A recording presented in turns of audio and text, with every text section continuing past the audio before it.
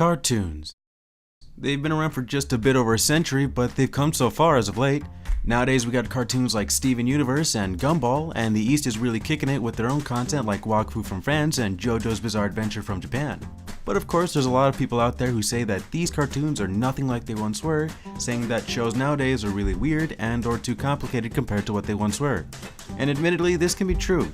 So I want to go back and watch cartoons when things were a little more simple. And what better way to do that than to go back to the time where many people considered to be the real starting age for cartoons and their popularity. It's July 7th, 1957. William Hanna and Joseph Barbera, the minds behind the highly acclaimed Tom and Jerry cartoons, have left Metro-Goldwyn-Mayer Animation Studios in order to bring up Hanna-Barbera Productions. Yeah, they were much better at the profession, believe me. And since its founding, within 30 years of hard work, the staff had created some of the most popular and well-known cartoons up to this day, like the Flintstones, Yogi Bear, the Jetsons, and the Smurfs. Not only that, but they were also oddly enough praised for the use of what was called limited animation, what had made easier and cheaper animation. Now, I'm not going to beat around the bush anymore. The video title shows what I want to talk about. I want to talk about what is debatably the biggest franchise that Hanna-Barbera has ever created. Scooby-Doo. Made to appease parents that were worried that their children were being far too exposed to violence in other cartoons, Scooby-Doo Where Are You aired on CBS in September 13th, 1969. This show featured a cast of 4 high school teenagers and their talking Great Dane as they travel around either looking for or running into mysteries that have to be solved. And not too long later, this show reached enough popularity to have countless amounts of apparel and merch, pretty much having their name slapped on just about anything. And of course, there was a pretty big following for this show, spawning in so many fan-made and inspired content like art, music, and some pretty good cosplay. And I loved the show too when I was younger. It was still airing around the late 90s, early 2000s, so I always made a point of watching it and getting my hands on some of the merch and toys that came out. In fact, I remember there being Scooby snacks, you know, little dog biscuit shaped treats that were meant for kids. Hell, I remember having these around the time when I had a dog, and it was always kind of confusing because they were the same shape, same texture, same kind of smell, and now that I really think about it, I probably ate some dog food. Anyway, it's been a while since I've seen the original incarnation, so I wanted to see if it's really as great as when I loved it when I was a kid. So what better way than to do that than to start with the first episode, What a Night for a Night. The episode starts by showing a truck delivering a crate in which a Dark Knight's armor comes out to quickly show the villain of the mystery. Soon after, the shot transitions to the first 2 characters of the show, Shaggy and Scooby, who are just minding their own business until a little bit of goofing off leads them to the night. The villain then scares them off and they bring over the rest of the gang, Fred, Daphne, and Velma. What's an empty old suit of armor doing in the driver's seat of this pickup? Maybe he went out for the night. Get it? Oh yeah, I forgot there was a laugh track. The gang then decides it's best to finish the delivery and take the armor over to the museum themselves, in which case they discuss the professor's disappearance and possible connection to the armor, in which case the gang decides that this is a mystery that's gotta be solved. So the group decides to visit the museum at night, but of course all the entrances are locked. Now, in a shot a bit later from this, you can see that the mystery van is full of tools and gadgets that could be used to unlock the door, but no, Fred instead uses a combination of a jack and flimsy ladder to have Shaggy climb up and jump in a window that's still not in reach. A situation that, if gone poorly, could leave the average person with a broken neck if they're lucky.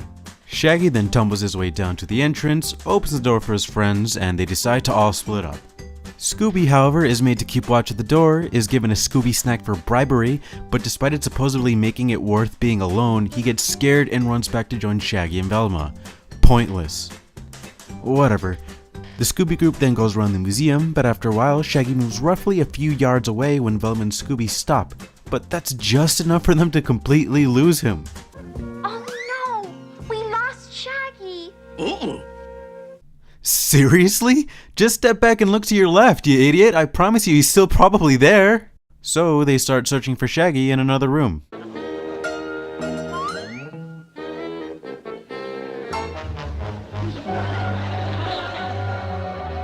Holy hell, that's some light-ass armor. The Knight's superior sneak ability allows him to then scare Scooby, who then runs away, but not before shoving Velma to the ground, who then loses her glasses and making her vulnerable to the Knight. What a dick. Somehow, though not really fast at all, the Knight was on an unstoppable path towards Velma, causing himself to trip and fall into a conveniently placed pillory.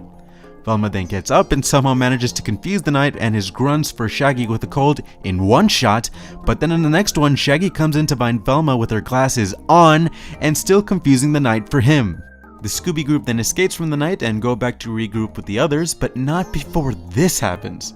Come on, follow that paint.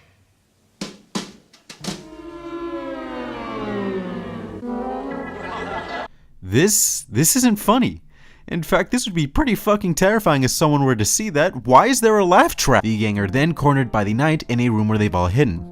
Shaggy and Scooby decided to hide in the seats of a propeller airplane, but end up starting it by mistake and start chasing the knight, who flees the room in terror. Unable to properly control the thing, Scooby ends up snapping the wings off and heads straight for a dead end. Zoinks! Scooby!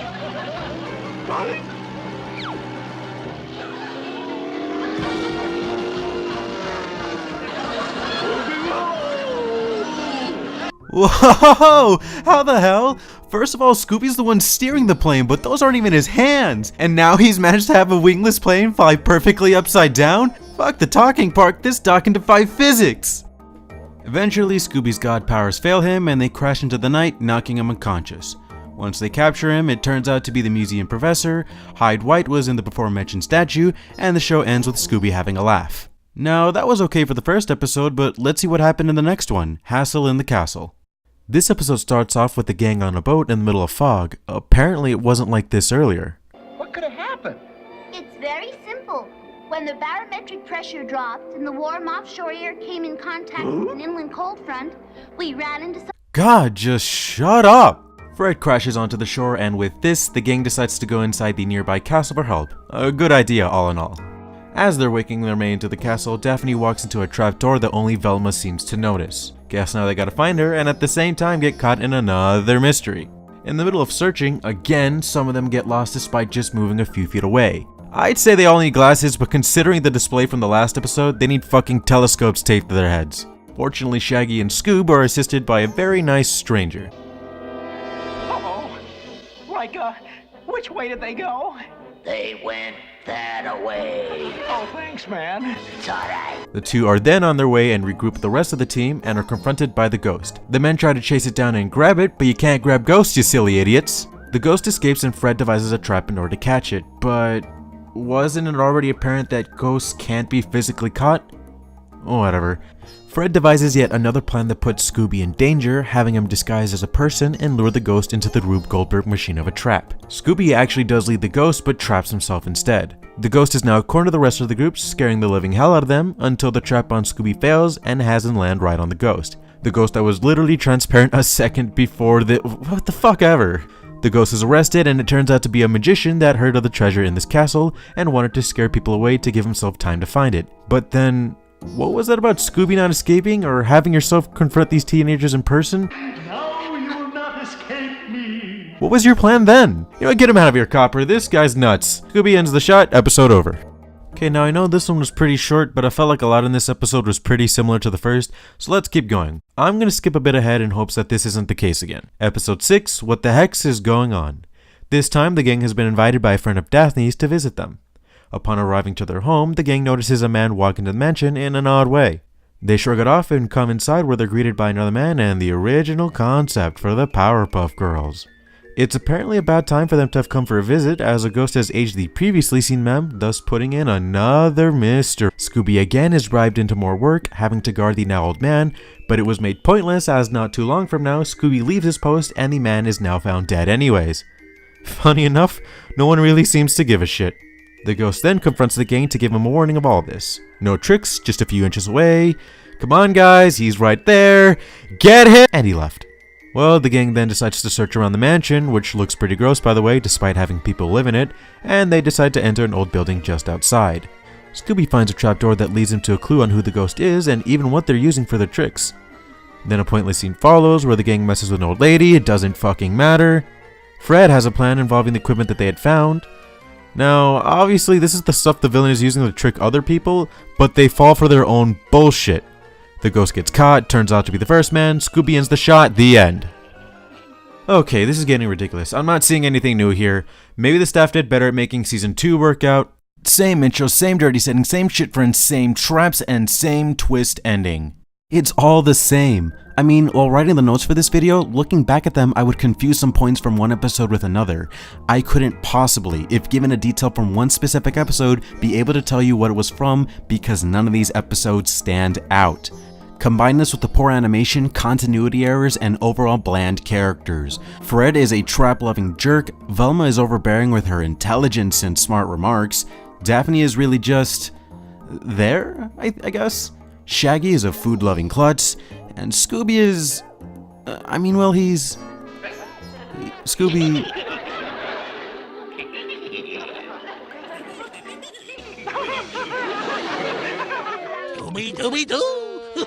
Yeah, that. And I understand that the budget for the show was short, so one could argue that I shouldn't have expected the best quality. That's debatable, as it seems that a lot of the issues that this show seems to have are ones that could have either been easily fixed, or just parts that staff had forgotten. Much like with the ghost's transparency and Velma's glasses reappearing on her face, it's just sloppy work that could have been easily avoided if someone had just paid a little more attention to detail. Remember what I said before I looked into this? That I just wanted to see if this show was as good as I remember? Well, it's not. I'm just surprised by how this show is still going, in a sense. Fans who keep making content and incarnations from the past that weren't any better, I just can't be convinced otherwise that this show is still kicking due to nostalgia, or at least it helped it get to a better point because of nostalgia. I'm referring to other incarnations like Mystery Inc. or Be Cool Scooby-Doo, as I have looked into those and they're actually pretty decent. Again, I'm just baffled that despite being at best, this show is seen as a classic loved by many, while in reality, it's not as good show, nothing made in the early 2000s and before is past decent, and just looking at this again, I don't like Scooby-Doo anymore, man. The Witch movie actually was pretty good though.